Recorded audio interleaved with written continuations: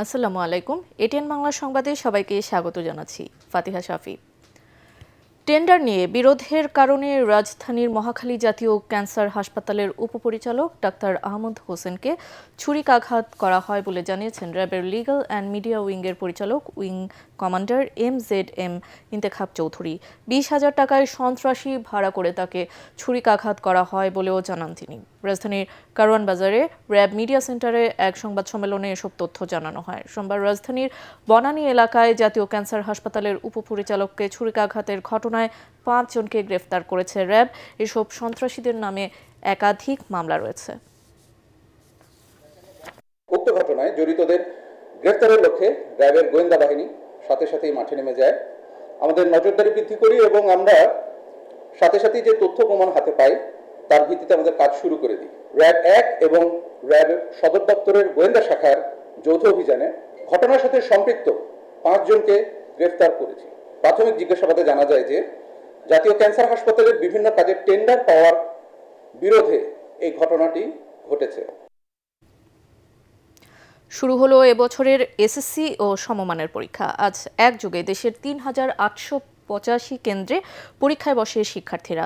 9টি সাধারণ শিক্ষা বোর্ড এবং মাদ্রাসা ও কারিগরি বোর্ডের আওতায় পরীক্ষায় অংশ নিয়েছেন 18,57,344 জন শিক্ষার্থী। প্রথম দিনে মানিকগঞ্জের সিংগাইরে 2টি কেন্দ্রে পরিদর্শন করেন শিক্ষামন্ত্রী আ.ন.ম এহসানুল হক মিলন।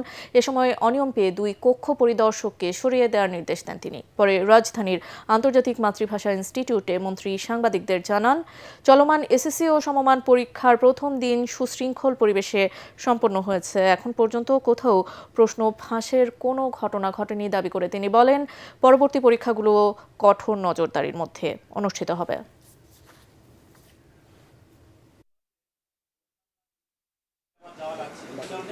বোর্ডের চেয়ারম্যানগণ বলেছেন, আমি খবর নিয়েছি টেলিফোনে সারা বাংলাদেশে সকল বোর্ডের চেয়ারম্যানগণ বলেছেন পরীক্ষা সুন্দর হচ্ছে, কোথাও কোনো অপ্রীতিকর ঘটনা ঘটেনি, প্রশ্ন আউটের কোনো সম্ভাবনা আদৌ নেই এবং হয়নি এবং এই ধরনের কোনো আলোচনাও নেই। জ্বালানির মূল্য বৃদ্ধিতে পরিবহন ভাড়া ও জিনিসপত্রের দাম বাড়তে পারে, তবে সরকার তা সমন্বয়ের চেষ্টা করছে। সরকারের বিভিন্ন কর্মকাণ্ডের অগ্রগতি নিয়ে সচিবালয়ের সংবাদ সম্মেলনে কথা বলেন প্রধানমন্ত্রীর তথ্য উপদেষ্টা ডাক্তার জাহিদুর রহমান। তিনি বলেন, নিম্ন আয়ের মানুষের কষ্ট লাঘবে নতুন করে 40 লাখ ফ্যামিলি কার্ড দেওয়া হবে। এতে IMF এর ঋণ আটকে গেলেও হাল ছাড়বে না সরকার। বিশ্বব্যাংক থেকে $2 বিলিয়ন ঋণ নেওয়া হবে। এই সংকটে আমাদের প্রত্যেকের ক্ষতি হবে, এটা মেনে নিতে হবে। তো সরকারের উদ্দেশ্য থাকবে এভাবে বলা, যেহেতু সংকটটা আছে, যতটা ভাড়া বাড়া উচিত লজিকলি মনে হয় তার চাইতে কিছুটা কম করা, তাতে তারাও কিছুটা ছাড় দিলেন, আবার জনগণের কিছু ভাড়া তো বাড়বেই এবং দ্রব্যমূল্য বাড়বে। কাল শেষ হচ্ছে ইরানের সাথে যুক্তরাষ্ট্রের প্রথম দফার যুদ্ধবিরতির মেয়াদ। তবে আলোচনায় বসতে রাজি নয় ইরান। এবার যুদ্ধ হলে প্রতিপক্ষের বিরুদ্ধে নতুন নতুন কৌশল দেখাতে প্রস্তুত বলে জানিয়েছেন ইরানের পার্লামেন্টের স্পিকার বাঘের গালিবাফ। তবে দ্বিতীয় দফা যুদ্ধবিরতির বিষয়ে আশাবাদী মার্কিন প্রেসিডেন্ট ডোনাল্ড ট্রাম্প। আলোচনার জন্য পাকিস্তান যেতে পারেন মার্কিন ভাইস প্রেসিডেন্ট জেডি ভ্যান্স।